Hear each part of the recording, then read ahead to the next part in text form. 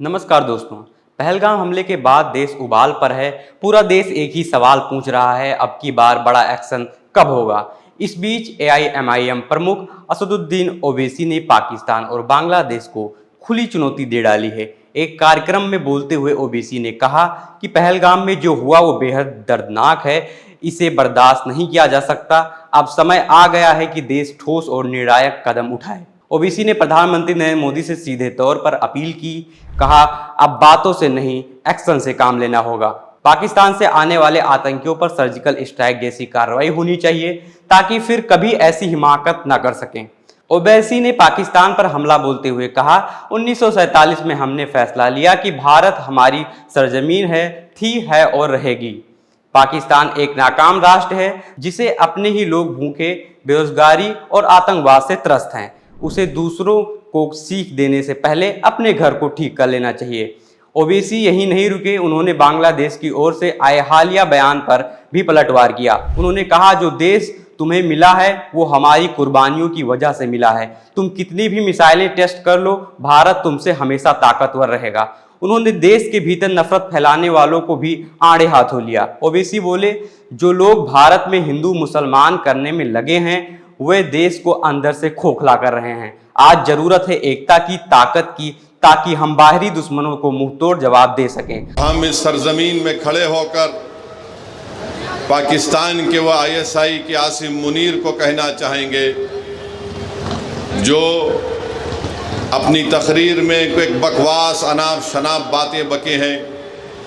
हम आसिम मुनीर को कहना चाहेंगे कि सन 47 में हमने फैसला ले लिया कि हम भारत को छोड़कर नहीं जाएंगे। हमने जिना के पैगाम को ठुकराया। भारत ही हमारी सरजमीन थी, भारत ही हमारी सरजमीन है और इंशाअल्लाह भारत ही हमारी सरजमीन रहेगा।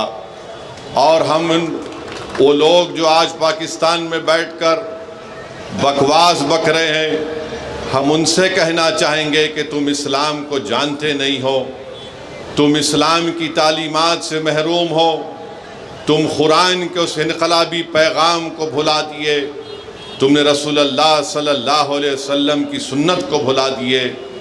तुम ऐसे मुल्क में बैठकर जहाँ पर अंदरूनी तौर पर किसी को महाजिर कहा जाता है, किसी को पठान के नाम से पुकारा जाता है, तुम्हारे मुल्क में इतनी गरीबी है कि गरीबी की वजह से लोग आज वहाँ पर परेशान हैं।